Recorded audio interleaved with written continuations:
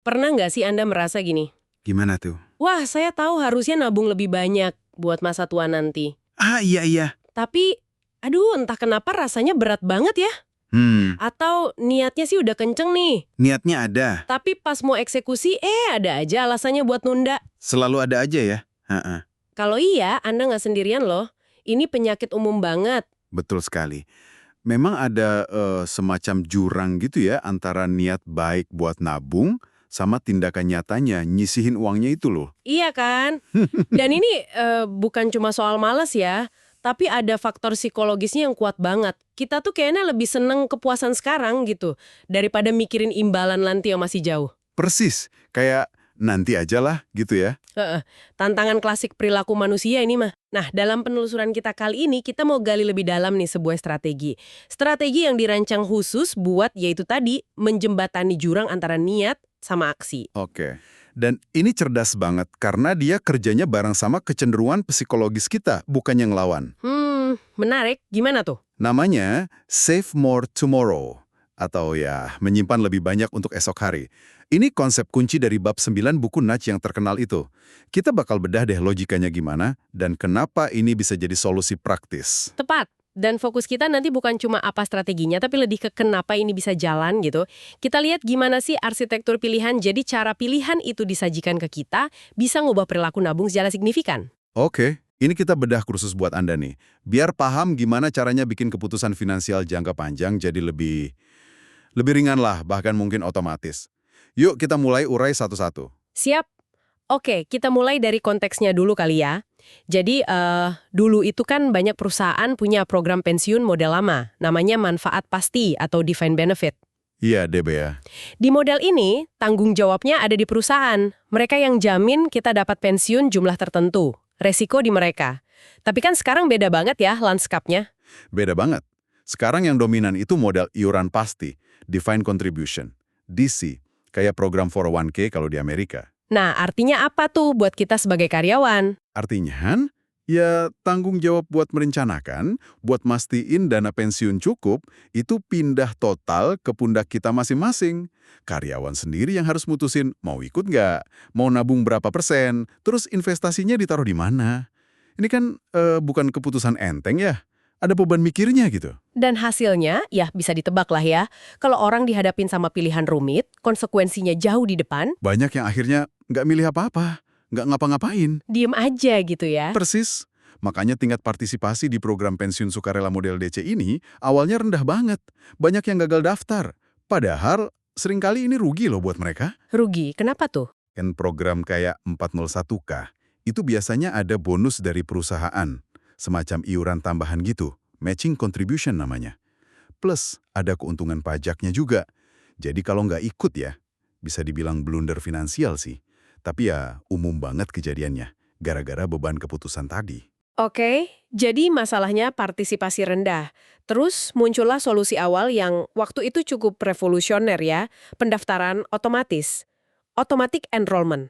Idenya simple tapi dampaknya gede. Gimana tuh cara kerjanya? Konsepnya tuh ngebalik logika standar aja sih. Kalau dulu kan karyawan harus aktif bilang, iya saya mau ikut, istilahnya opt-in. Harus angkat tangan gitu ya? Nah sekarang dibalik, karyawan baru itu otomatis didaftarin sama perusahaan ke program pensiun. Mereka tetap punya pilihan kok buat keluar, buat opt-out kalau emang nggak mau. Tapi kalau mereka diam aja, nggak ngelakuin apa-apa, ya otomatis jadi peserta. Jadi manfaatin sifat pasif orang ya? Betul, manfaatin kekuatan pilihan standar atau default itu kuat banget efeknya. Dan ini terbukti berhasil banget kan buat naikin angka partisipasi secara drastis. Ada studi klasiknya tuh, Madrian dan Shea. Signifikan naiknya. Lebih banyak orang jadi punya tiket buat masa pensiun mereka, tapi ya itu, kayak sering kejadian, solusi ini belum sempurna, ada masalah baru lagi yang muncul. Ah iya, tapinya apa tuh? Masalah barunya. Tepat sekali. Pendaftaran otomatis ini sukses bawa orang masuk, tapi ternyata muncul dua jebakan atau kelemahan penting nih. Pertama, tingkat tabungan default yang ditetapin perusahaan itu seringkali kerendahan. Terlalu kecil gitu ya? Iya, banyak yang pakai angka 3% dari gaji sebagai standar awal. Nah, kenapa kok 3%? Angka dari mana itu? Ada risetnya gitu? Justru ini bagian yang menarik sekaligus problematisnya. Angka 3% itu sering muncul bukan karena kajian mendalam soal cukup nggaknya buat pensiun, tapi lebih karena sering dijadiin contoh aja di dokumen peraturan awal yang ngebolehin pendaftaran otomatis. Oh, jadi cuma contoh. Iya, karena dianggap aman dan udah ada contohnya, banyak perusahaan yang ikut aja. Angka ini jadi semacam jangkar psikologis gitu. Orang kan cenderung pasif ya, atau kena inersia, jadi ya udah banyak yang tetap di 3% itu. Padahal mungkin butuhnya jauh lebih gede buat pensiunnya aman nanti. Oke. Jadi masalah pertama, tingkat tabungannya kekecilan gara-gara efek jangkar dari contoh aturan. Terus masalah kedua apa? Masalah kedua itu pilihan investasi defaultnya. Awalnya nih, banyak perusahaan milih reksadana pasar uang sebagai pilihan standar. Pasar uang. Yang risikonya rendah banget itu kan ya? Betul, logikanya waktu itu ya ini pilihan paling aman, risiko paling minim. Sejalanlah sama aturan lama yang nekenin perlindungan modal. Tapi, buat tujuan pensiun yang jangka waktunya puluhan tahun, apalagi buat pekerja muda, investasi yang super konservatif gini jelas nggak ideal banget. Kenapa nggak ideal? Ya potensi tumbuhnya kecil banget. Padahal waktu masih panjang. Harusnya bisa lebih agresif dikit kan buat kejar pertumbuhan nilai aset? Jadi situasinya jadi aneh ya. Partisipasi naik, itu bagus. Tapi jumlah yang ditabung kekecilan, terus cara investasinya terlalu hati-hati, itu kan kurang bagus. Nah, bener banget. Ibaratnya kita berhasil ngajak orang masuk kolam renang nih. Tapi mereka cuma berani di pinggir aja, pakai pelampung super tebal. Jelas butuh solusi lanjutan ini. Nah, disinilah muncul ide yang katanya brilian itu ya, dari Richard Thaler sama Shlomo Benarsi, program Save More Tomorrow atau SMT. Betul, dan ini bukan sekedar program biasa loh ya. Ini tuh sebuah desain arsitektur pilihan yang sengaja dibikin buat istilahnya mengakali hambatan psikologis yang bikin kita susah naikin tabungan. Ini kayak life hack finansial gitu. Life hack finansial, wah saya suka tuh istilahnya. Coba dibongkar dong, gimana caranya SMT ini ngehack keengganan kita buat nabung lebih banyak? Inti idenya gini, Anda diminta bikin komitmen hari ini. Sekarang ya komitmennya ya? Iya, komitmennya sekarang. Tapi komitmennya itu untuk naikin persentase tabungan Anda di masa depan. Nanti. Oh, jadi bukan naikin sekarang? Bukan. Dan kunci pentingnya nih, kenaikan tabungan itu dikaitin secara spesifik sama momen kenaikan gaji Anda di masa depan. Jadi Anda setuju sekarang bahwa nanti setiap kali gaji naik, sebagian dari kenaikan itu bakal otomatis dialihin ke rekening pensiun Anda. Jadi rasa sakitnya itu ditunda, terus disamarin ya? Wah ini cerdik banget sih. Prinsip psikologis apa aja nih yang dimanfaatin di sini? Ada beberapa bug nih di sistem operasi otak kita yang justru dimanfaatin SMT buat kebaikan. Pertama, present bias, bias kekinian.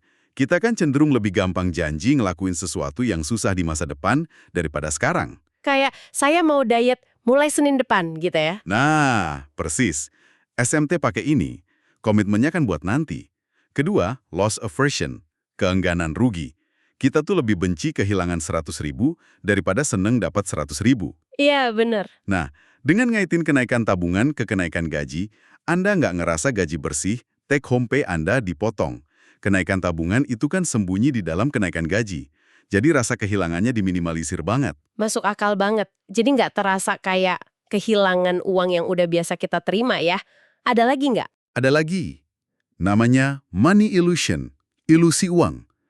Kita tuh cenderung fokus ke angka nominal gaji. Kenaikan gaji kan rasanya seneng ya, meskipun mungkin kenaikan tabungan bikin kenaikan realnya jadi sedikit lebih kecil. Tapi fokusnya ke angka naiknya itu. Oke. Dan terakhir, tentu saja, inersia, kelembaman. Sekali Anda masuk ke sistem kenaikan otomatis ini, kecenderungannya ya Anda bakal tetap di situ aja. Malas atau lupa buat ngubahnya.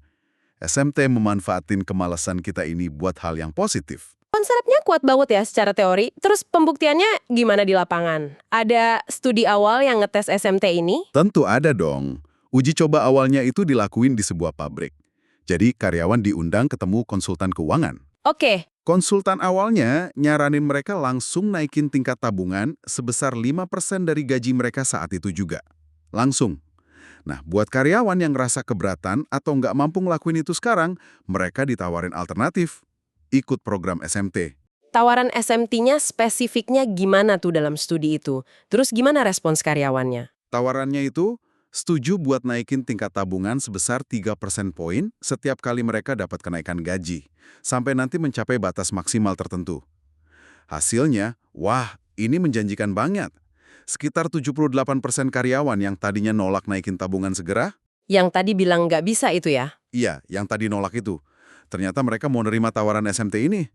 Ini nunjukin betapa kuatnya daya tarik buat nunda pengorbanan ke masa depan. Luar biasa ya, hampir 8 dari 10 yang tadinya enggan jadi mau. Terus gimana dampak jangka panjangnya ke tingkat tabungan mereka? SMT ini beneran bikin mereka nabung lebih banyak nggak? Dampaknya signifikan banget.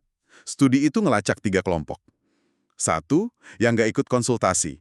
Tingkat tabungan mereka ya segitu-gitu aja, sekitar 6%. Stagnan ya? Stagnan. Kedua, kelompok yang langsung setuju naik 5%. Mereka naik ke kisaran 9%, terus ya datar aja di situ.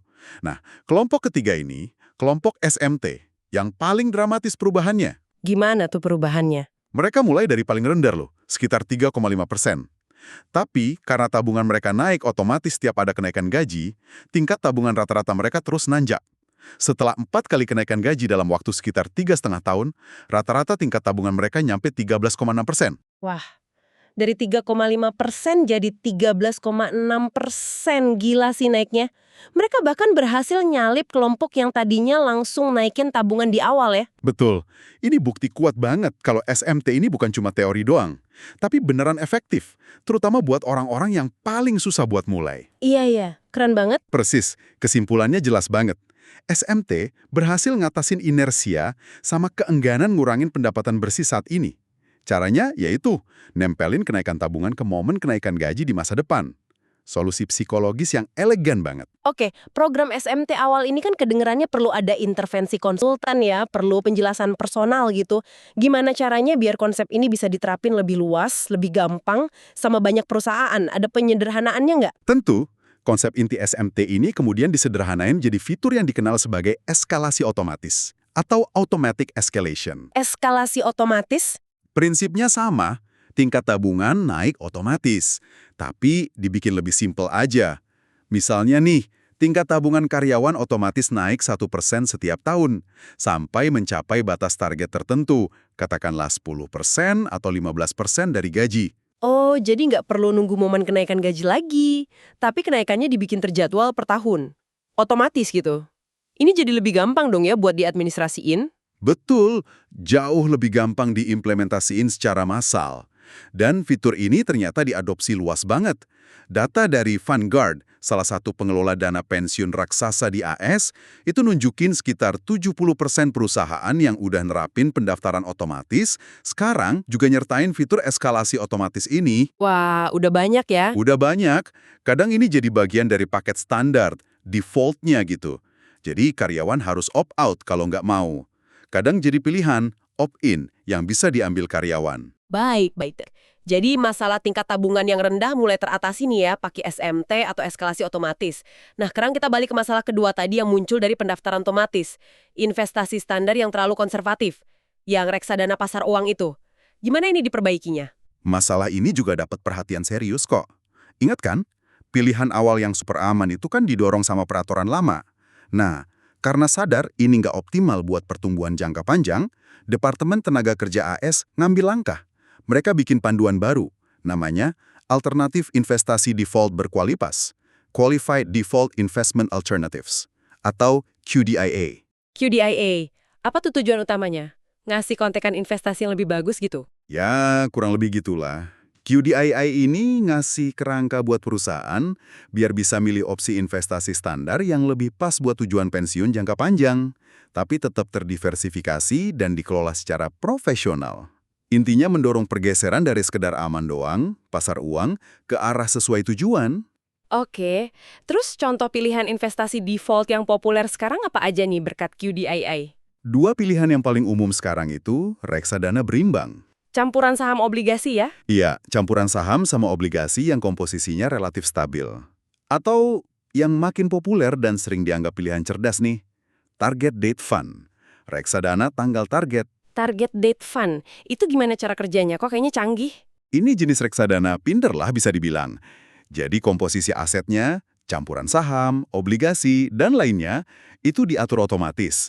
Dan secara bertahap, jadi lebih konservatif seiring kita makin dekat sama tanggal pensiun yang ditargetin. Oh, jadi disesuaikan sama umur kita ya? Betul. Jadi pas kita masih muda, masih jauh dari pensiun, porsi sahamnya lebih gede buat ngejar potensi pertumbuhan. Nanti, makin dekat ke usia pensiun, porsinya geser lebih banyak ke obligasi buat jaga stabilitas nilai. Ini solusi atur dan lupakan yang jauh lebih masuk akal lah sebagai pilihan standar dibanding cuma pasar uang. Oke, oke. Jadi kombinasi pendaftaran otomatis plus eskalasi otomatis plus pilihan investasi default yang cerdas kayak target date fund tadi, ini kayaknya jadi resep yang jauh lebih oke ya buat bantu orang nabung cukup buat pensiun. Tapi suka ada keraguan nih yang muncul. Jangan-jangan orang yang dipaksa nabung lebih banyak di program pensiun ini cuma mindahin uang dari pos tabungan lain. Iya. Atau malah jadi nekat ngutang lebih banyak. Jadi sebenarnya nggak nambah tabungan bersihnya secara real. Gimana tuh? Nah, ini pertanyaan krusial banget dan valid. Para peneliti juga mikirin ini kok, dan nyoba cari jawabannya. Ada beberapa studi menarik nih. Satu studi di Denmark, itu ngelihat pekerja yang pindah ke perusahaan dengan program pensiun yang iurannya lebih tinggi. Terus hasilnya? Bukan cuma mindahin dana dari pos lain, dan nggak ditemuin juga peningkatan utang konsumtif yang signifikan sebagai kompensasinya. Oh, oke. Menarik. Ada bukti lain nggak? Ada juga studi gede terhadap pegawai sipil di lingkungan militer AS setelah pendaftaran otomatis diterapin di sana.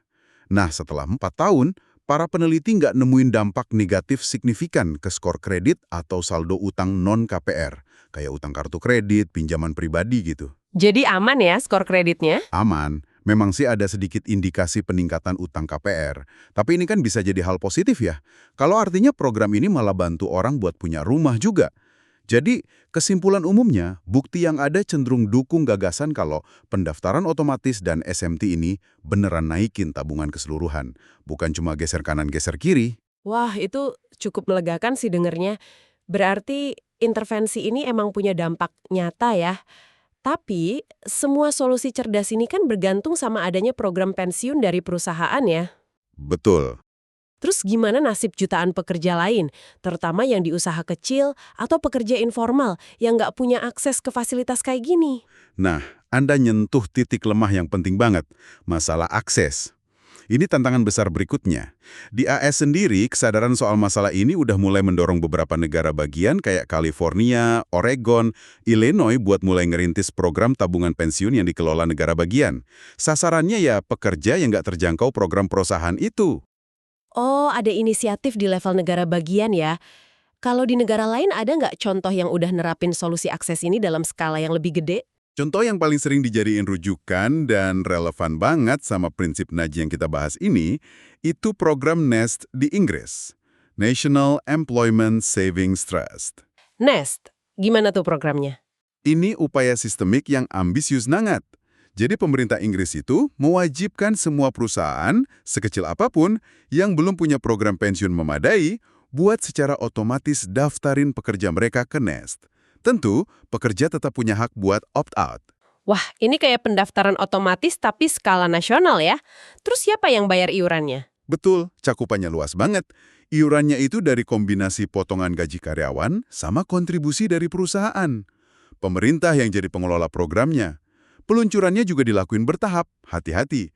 Tingkat tabungan awal yang ditetapin sebagai default itu cuma 2% dari pendapatan.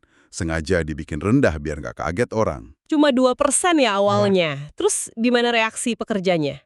Banyak yang milih keluar opt-out. Justru disinilah kekuatan default sama inersia kelihatan lagi.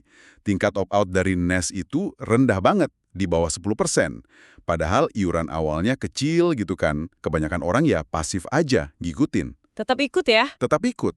Nah, seiring waktu, setelah programnya jalan lancar, tingkat iuran wajibnya ini dinaikin bertahap sama pemerintah. Pertama jadi 5%, terus naik lagi jadi 8%, dan yang menarik, tingkat opt-out-nya tetap rendah loh, meskipun iurannya naik lumayan signifikan. Luar biasa ya. Kalau pilihan investasinya gimana, Dines? Nah, juga dijaga biar tetap wajar. Nesti ini jadi contoh nyata gimana prinsip arsitektur pilihan, pendaftaran otomatis, eskalasi bertahap, pilihan default yang cerdas bisa diterapin skala nasional buat secara dramatis perluas akses tabungan pensiun. Oke. Coba kita simpulkan yuk perjalanan kita bahas bab 9 buku Nudge ini. Kita mulai dari masalah rendahnya partisipasi sama tabungan pensiun ya, gara-gara tanggung jawabnya pindah ke individu. Heeh. Terus, pendaftaran otomatis jadi solusi awal, tapi ada kelemahannya di tingkat tabungan sama investasi defaultnya. Betul. Terus lahirlah Save More Tomorrow dan penyederhanaannya, eskalasi otomatis.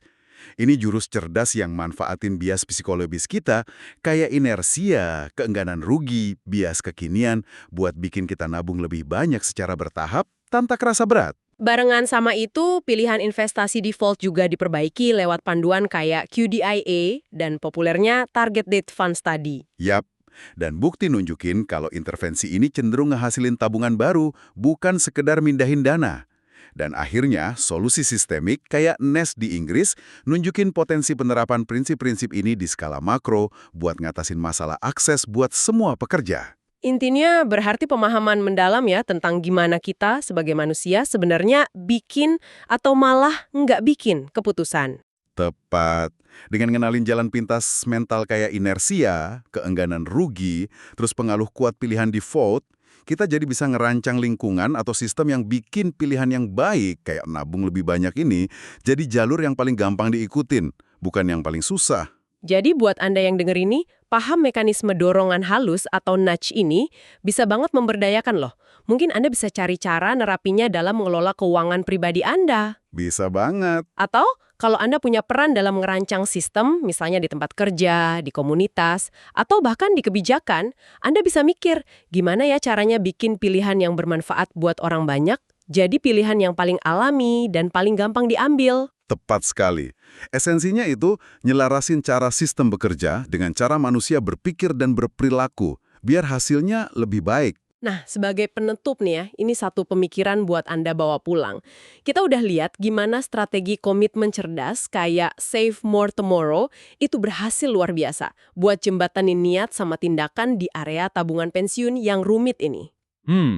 Sekarang, coba direnungkan, di area mana lagi dalam kehidupan finansial Anda atau bahkan mungkin aspek kehidupan lainnya di mana ada jurang antara niat baik sama tindakan nyata?